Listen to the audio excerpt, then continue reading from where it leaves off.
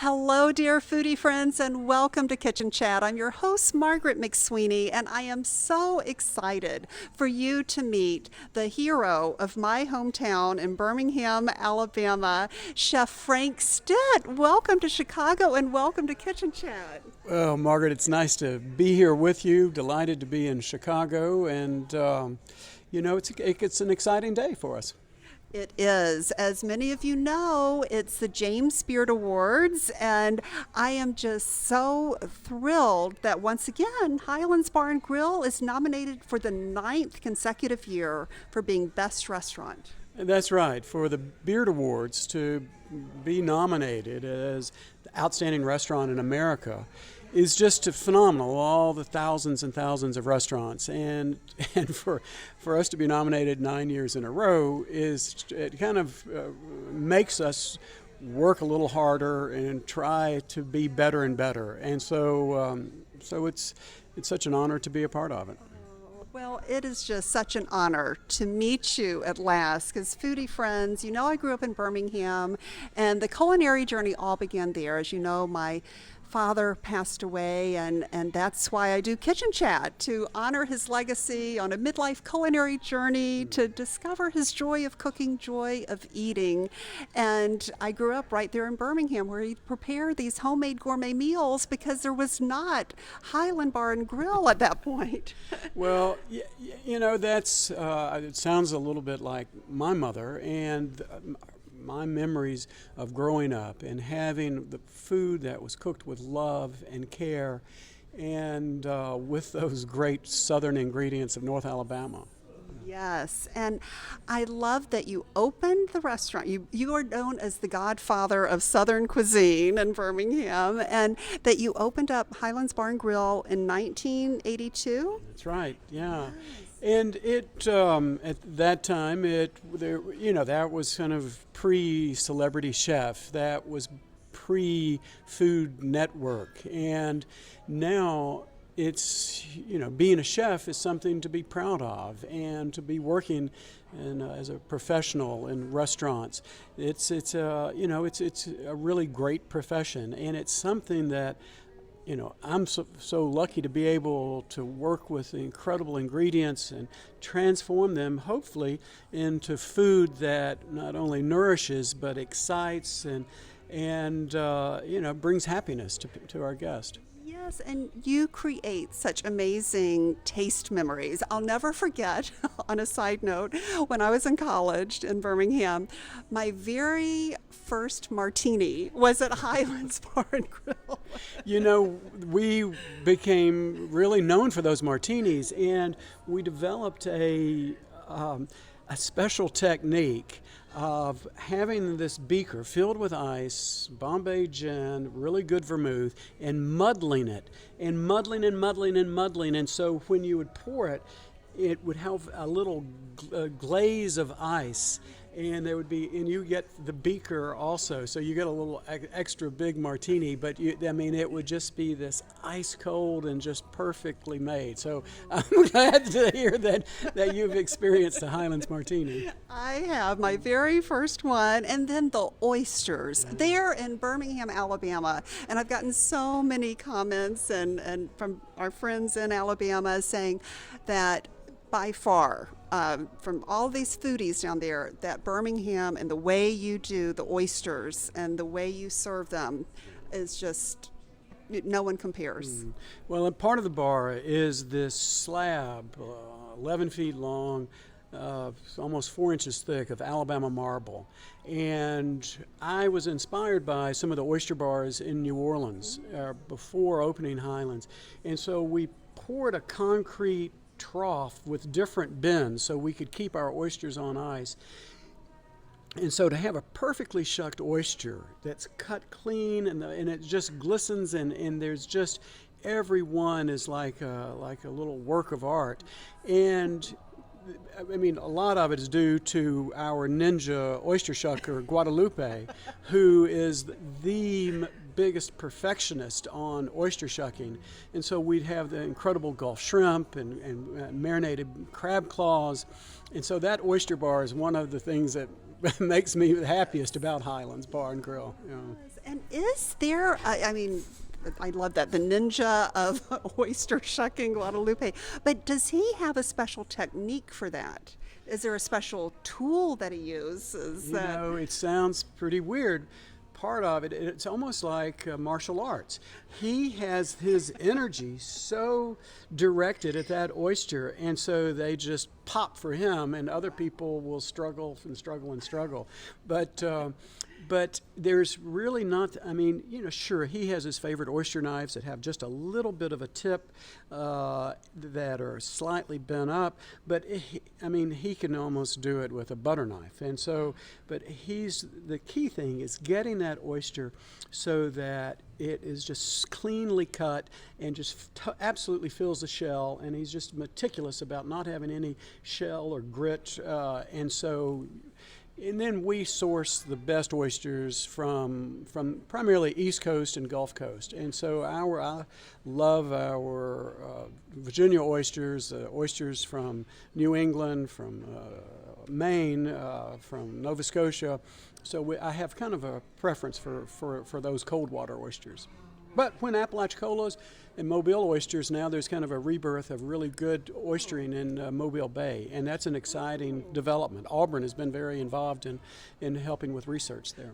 That is very exciting to hear about that. And I love, Chef Stitt, how your culinary journey has taken you from the kitchen with Alice Waters all the way to France to really bring back years ago, and this was before you were really ahead of the curve, to bring that fusion of the French techniques but with Southern ingredients. Yeah. You know, that's really what we're about. It was I fell in love with French food, French wine, French culture in the Bay Area, well, at school at Berkeley, and then I had to move to France and was able to work with Richard Olney, and he was just an incredible inspiration. He was the mentor for Alice and Chez Panisse, and so through that love of French country cooking and French technique, to weave that into our butter beans and okra and all of these incredible Southern food traditions, that's been something that I love doing, and it still inspires me, to this day. And you truly, too, were a pioneer in the farm to table as well, in sourcing local ingredients. You know, I think maybe 25 years ago, we used to put white truck tomato salad, and it was because at the farmer's market, it was this one farmer that had the best tomatoes, and all I knew him as is White Truck Farm. And so, but that was the beginning of saying, okay, these are Coleman sweet potatoes, and they're better. And so we would kind of give them a little bit of glory on the menu. And so that was a little before other people were really identifying the farmers and the ranchers or the fishermen. And so now it applies to everything. And that's one of the things of sourcing the best ingredients. And right now, springtime, the most incredible herbs are coming from our garden. We have a farm. We have about 130 laying hens, and we have all of these beds, and so we have a diversity of produce coming from our farm, but it's a relationship with a dozen other local farmers that are committed to organic farming and to, kind of nurturing the soil so that the plant can be a really great, flavorful plant. So. I love that. And it's called Paradise Farm, is that right? That's right, Paradise Farm. And my wife Pardis is so much a part of it. And of course, it's beautiful, the flowers with the bees that we're keeping now and providing us with honey. And so it is a little bit of paradise for us about 40 minutes outside Birmingham. Wonderful. And I love that this has been a team with you and your wife really building this constellation of restaurants. With Highlands, after about, 82 and then 88, we opened Bottega, an Italian restaurant just 3 blocks away, and then Bottega Cafe next door 2 years later, and 10 years later, Chez Fonfon, a little French bistro right next door to Highlands. So all within 3 blocks, all with different personalities. But there's an architectural kind of, the bones of these buildings have so much personality. They were built in the early to mid-20s. And so that kind of sets the tone for creating a space and an environment that these restaurants all have their different menus, their different foods, and their different focuses and different wines. And so it makes it really exciting for all of us to have these 4 different children. Yes, and the constellation, I like to call it, of the restaurants and that you have built, and each with its own flavorful profile, which is exciting. And I love that you have an homage to Chef Olney in one of the restaurants. Can you share with us about that? Yeah, certainly. Well, Richard Olney, I think, was one of the great food writers and wine writers of our time, and he was an American expat who moved to France in the late 50s.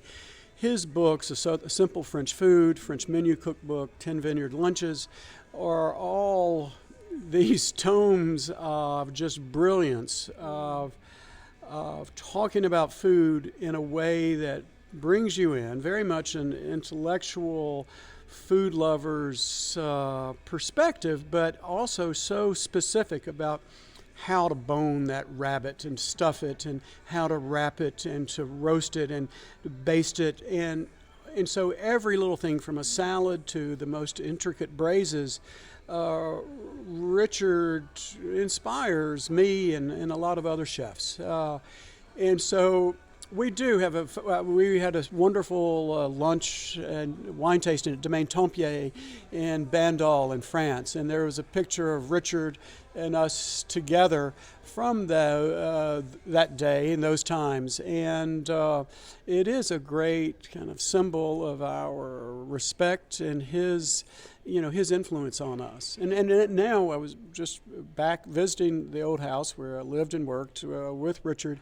His brother maintains a house, and it's just a very special, almost historic site where so much great food writing happened in the south of France. Yes, and did your journeys ever take you to meet Julia Child? Yeah. Richard and Julia and Simca Beck, her co-author, Simca and Julia had a property not very far away in Plascassier, just north of Mougins. And actually it was a beautiful property. They farmed roses for the perfume factory in Grasse, just right up the road. And so Richard had Simca and Julia over for lunch. I was Richard's assistant. And then Simca needed a helper in her culinary school. And so I was able to go and live and work and be an assistant to Simca. And Julia was visiting from time to time. And so that was kind of in their heyday. This was 1978. And of course, there was just an incredible learning experience to be working in this Provençal kitchen with these people that were such food luminaries. Yes, and do you have any special memories of Julia Child? Any lessons or any just funny outtakes? She, when she was at this home in the south of France, this was kind of her downtime, and she had someone that worked for her that was an incredible older woman who was this great cook. And so she really was somebody that I think continued to inspire Julia and Simca. So it's interesting to see as we and they were still learning the little finer points of Provençal traditions, and that Julia was able to take that and to inspire a menu or her television show. And so she could take these little tidbits of culinary knowledge from a Provençal lady and weave that into educating America about food. And I think Julia did that, in a way that was, probably better than almost anyone that's ever been. And Chef, you had the choice to go anywhere in this world with your wonderful culinary skills. What brought you back to Alabama? Well, for a moment, I thought I might want to live and cook in the Caribbean. So I went down and I worked a season down there. Great place to visit. Didn't want to live 12 months of the year down there. And at that point, I was thinking, well, I'd like to come back to the South.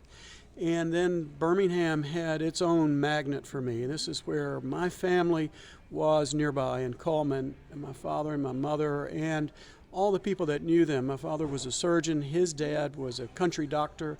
And so there was this, to go to Birmingham as the nearest urban area to try to weave in my love of food and cooking and what I'd learned from California and France, and to try to make a great restaurant. And that was the beginning of Highlands. And, you know, it's just took off, and it's just been a phenomenal success with the restaurants and our team. And it's certainly not so much me, it's just, it is surrounding myself with really great people that care and have respect. And I think that that's one of the key things of what we've created.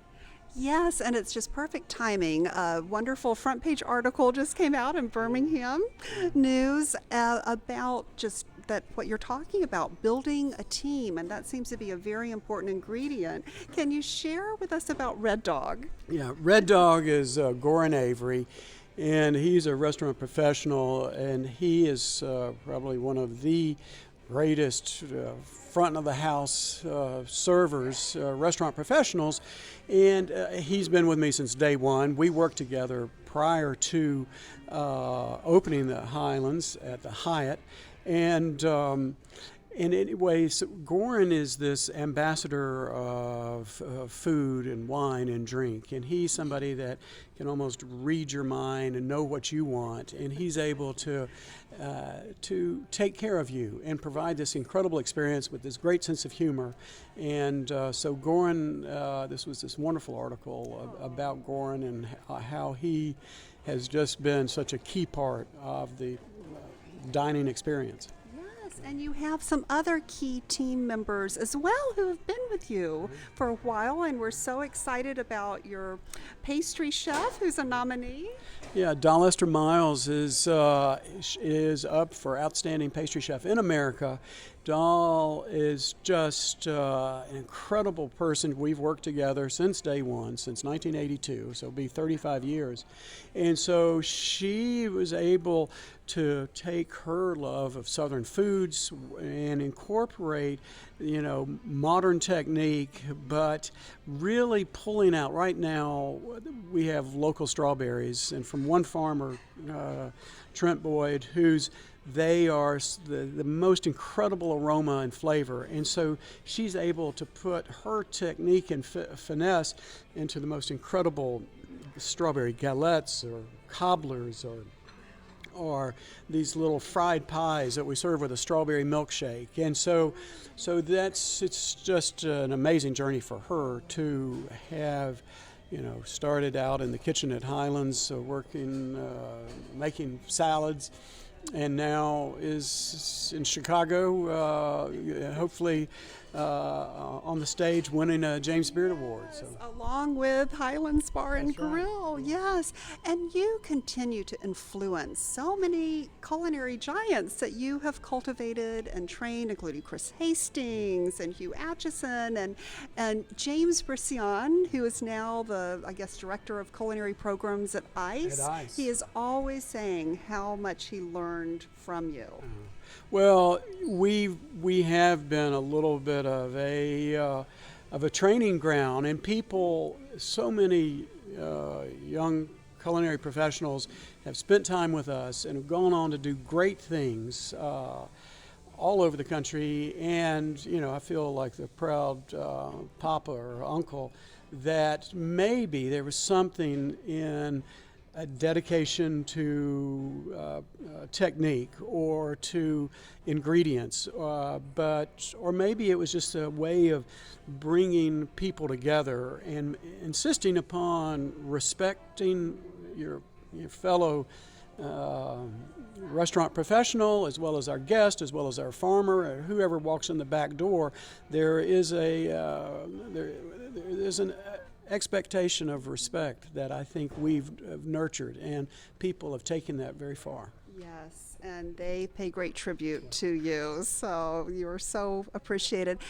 And we're here for James Beard. So, did you ever get a chance to meet James Beard? No, I didn't. James Beard, I remember going on my way to France, or actually London, and ended up working with Richard Olney. And James Beard at the time was helping consult with a new little startup place in Soho.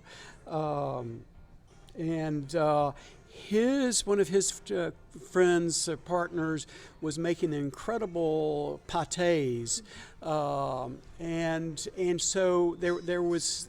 I think that I think I remember exchanging letters and asking him, and he was kind of sharing, his agreement that to spend time with Richard Olney would be great because he was so well respected. But James Beard, the foundation and his house in New York has really allowed people like me as chefs to take pride in their profession and to prosper. And so this is like the Academy Awards.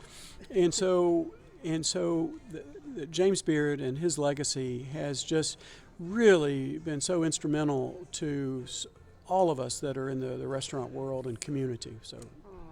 Cheers to James Beard. Yeah. Cheers to you. And I always like to end the show with 3 tips for the home chef that they can take away from something you do at your restaurant that they can try at home if they're not in the Birmingham area to eat at your fine restaurants.